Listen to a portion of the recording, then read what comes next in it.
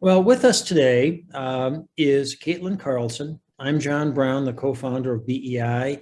And as you hopefully all know, this is one of our regular podcasts talking about exit planning for business owners. And Kaitlyn has, I don't know, Kaitlyn, if you'd call it a specialty or not, but you have a focus on working with millennial business owners. Yes, So correct. tell us about that and what's different between a millennial and someone like me. Well, a lot and not that much at the same time. Sure. So I can give you a little bit of background into how I sort of fell into it. Great. I initially spent just under 5 years at UBS Financial Services, working in the private wealth management division. And so my beginning in wealth management, interestingly, was working with a lot of business owners who are at the end of their careers. Mhm. And it was really fascinating to watch these people. Many of them tended to be baby boomers who were in their 60s and 70s, who were ready to move on to that next chapter of life. Sometimes it was because they were fatigued. Sometimes it was because of a health issue. Sometimes they were just bored and ready to move on. And it oftentimes became a pretty tough and painful conversation when their expectations didn't match reality, which was the value of their business wasn't enough for them to sustain their current lifestyle.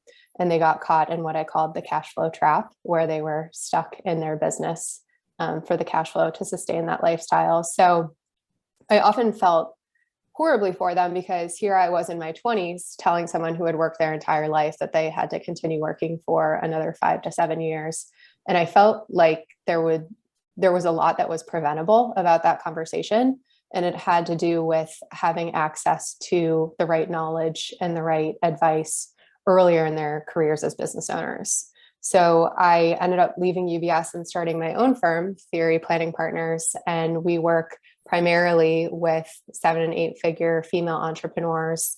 The majority of them tend to be millennials, and my mission with them is to really lay out the business life cycle for them and explain to them how doing a little bit now is going to pay off in the long term. And so that's a little bit of background, was just, seeing these poor people and having to tell them that they were going to have to work for another 10 years was just, Right. for me, it was pretty heartbreaking. So I wanted to do something about it. And so when you're working with millennials, what's the first thing how do you approach representing millennials from the perspective that you want to help them develop a business that can be transferred, and when it is, they'll have financial security? It's probably the approach most of us exit planners take. So how do you begin that conversation with them? So it does take a lot of education, because for millennials, so many of them are at the beginning of their entrepreneurial journey. So to begin with the end in mind just seems a bit paradoxical. Yeah, it's And too far away. yes, it's hard for them to imagine. Yeah. And so I explained to them, let's start by looking at your balance sheet. And over a long period of time, your business is going to become the biggest asset on your balance sheet. So how do we optimize the value of your business? Which is why at Theory, we do business valuations on an annual basis, Mhm. because we try to get business owners in the mentality of running their business as if they're going to sell it every year. And they can see how running their business that way impacts their personal net worth.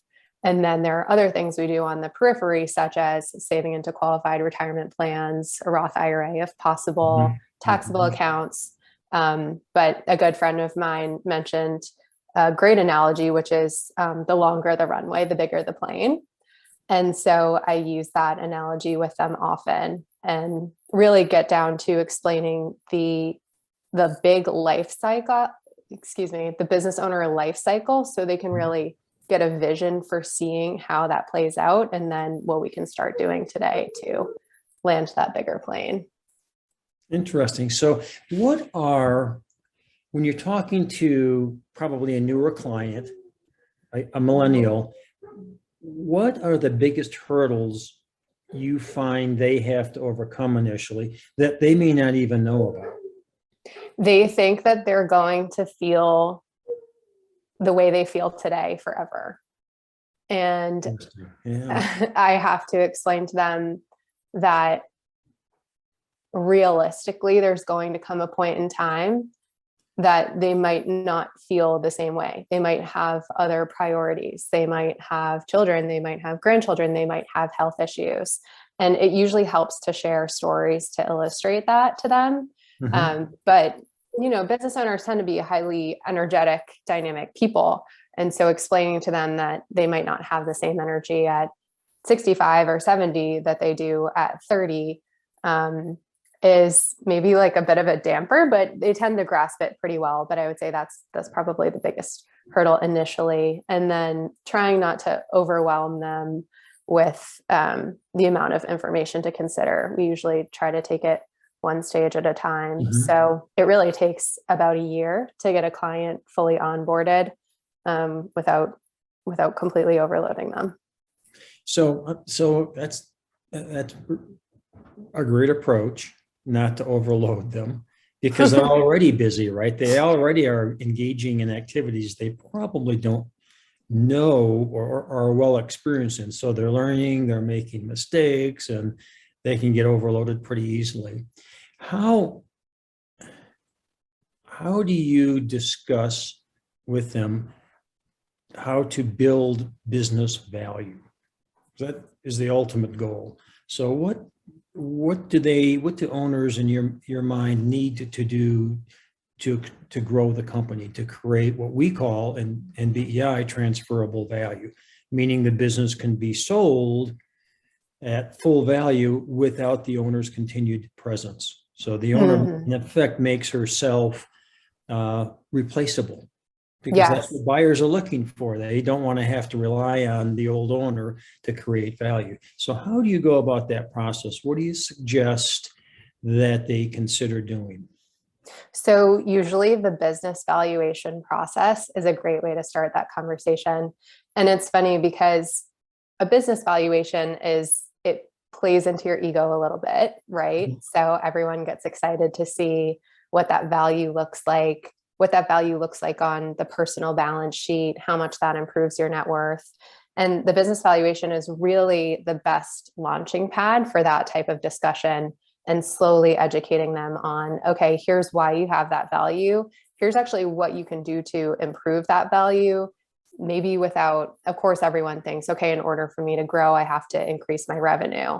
But we start to explain to them, actually, if you can tweak the multiple, you can improve the value pretty significantly without automatically having to increase the revenue. So the business valuation is a great place for us to start. It lays a really nice solid foundation, and it gets the business owner in the mentality of learning how to build the value in their business. And typically across the board, one of the first weaknesses we see is this business can't run without you. So how, if we have the luxury of 7, 10, 15 years, that's a really nice long time to be able to separate the owner from the business. It's a much nicer experience than having 3 years and someone's 67 and they have a heart condition. So I explained to them what a luxury it is to start the planning process this early into their entrepreneurial journey, and how we can avoid those extremely stressful situations and really make it an enjoyable experience for everybody, not only for the client, but also for the advisors. So many of the outside advisors that I pull in are like, wow, we have 7 years. And I'm like, yeah, we have 7 years. So they often get surprised by how early I start priming my clients in the process. Right. So in our world, our focus tends to be on developing a management team. Because, again, to create transferable value, we have to have somebody running the business in addition to or other than the founders of the company. So how do you go about talking to business owners about the need to develop that management team, and then how to develop a management team? It's not one of the easiest conversations. Right. I think that is where a lot of emotions get wrapped up, because there is a lot of identity that goes along with a business owner when it comes to the business. I'm thinking of one client in particular. She's so proud of her ability to sell, and it gives her a rush, and she loves it. And I've said to her, if a $20 million exit is something that you really want for yourself, you're going to have to let go of this identity as being the greatest at sales.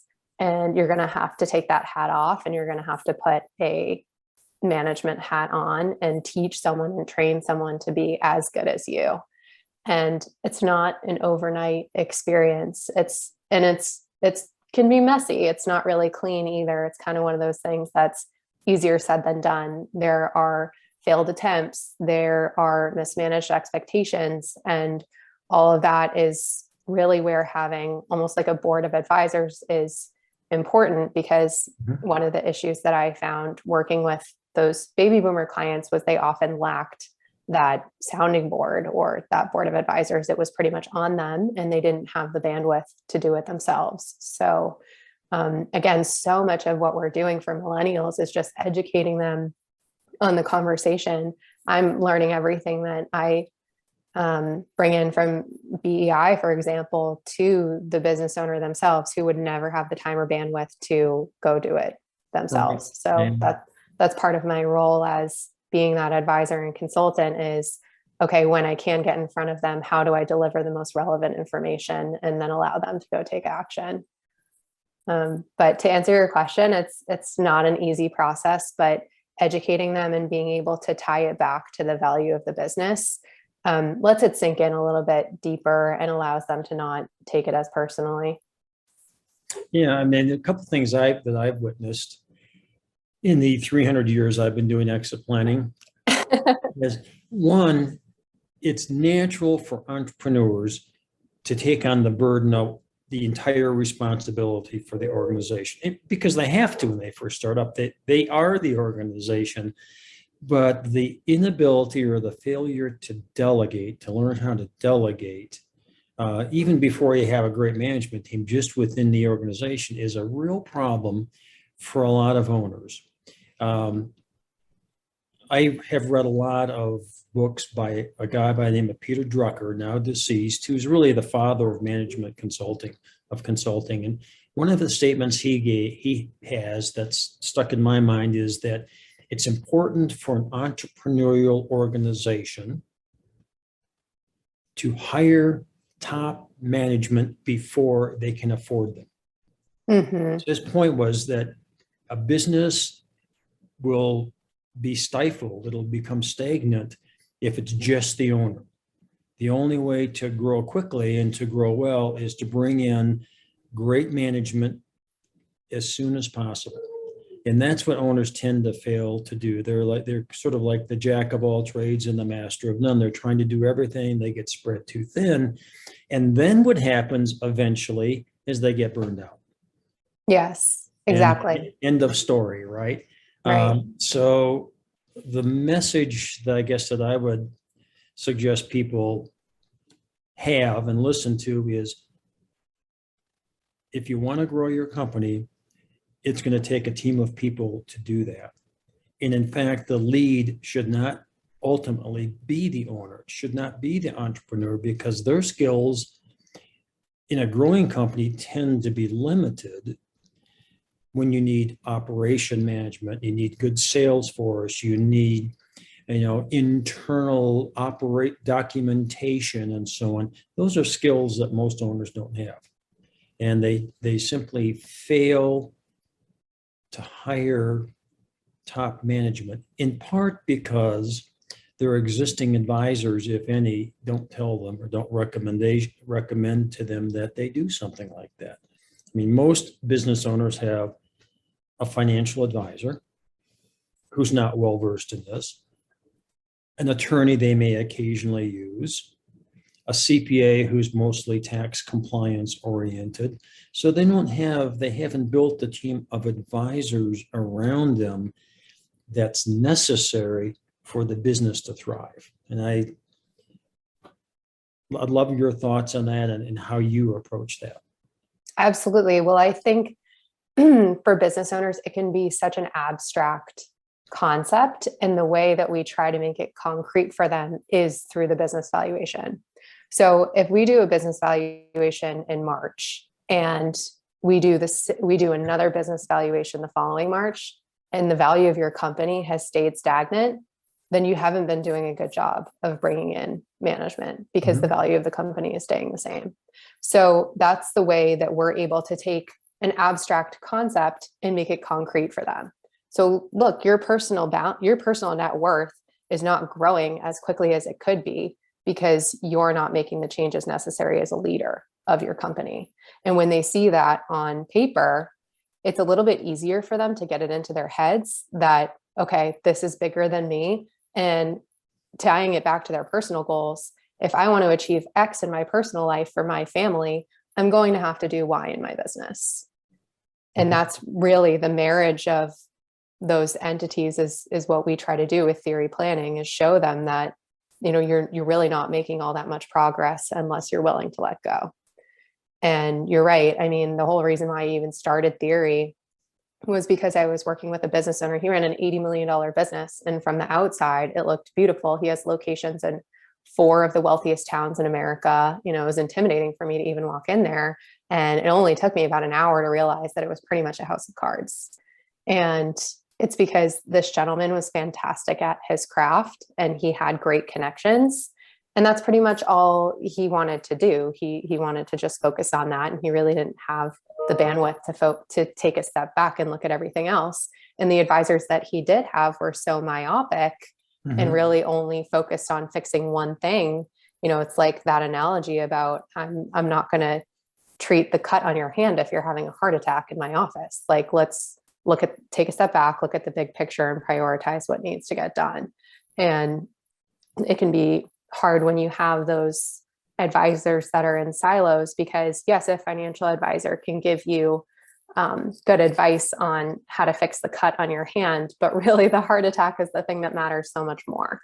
And that's why taking a holistic approach to a business owner's balance sheet is so vitally important, because the conversation that really needs to be happening today is bringing in that management team. Yes, it's important to max out your 401k, but it's secondary to that management conversation. And for business owners, they need someone to prioritize that for them. They're busy in the day-to-day operations of the business. That's part of why they're having issues, or that's part of why they need advisors like us to pull them out of that. Because, as a business owner myself, you just get sucked into running the day-to-day. And many of us just don't have either the knowledge or the self-discipline to pull ourselves out and create time and space to say, okay, what actually really needs to get done here? Well, and that's exactly right. And so I want to sort of wind this discussion up with kind of a question and then an observation. So the question is, when you talk to a business owner about the need for these valuations periodically, their first response is going to be, that costs way too much money. Right? I don't want to do that. So how do you overcome that hurdle? It's baked into our fee. So we charge a flat fee for our services. That was very intentional for me leaving the wealth management business. I felt that the assets under management model did not serve business owners very well. And so when I left, I was very deliberate about doing a flat fee. And so for me, it's about communicating the value initially and getting them to buy in. And then because that's baked into our fee, they don't feel it annually, but they are forced to do it annually. That's a great thought. And for the advisors listening in, I think that's something you all should really consider. And the other reason for that, my observation for that, why I like what Kaitlyn, her approach especially well, is that so many owners are smart. They work their tails off, but they don't even look at a financial statement. They have no idea. They have an idea of the value of their company, which is almost always a multiple higher than it really is.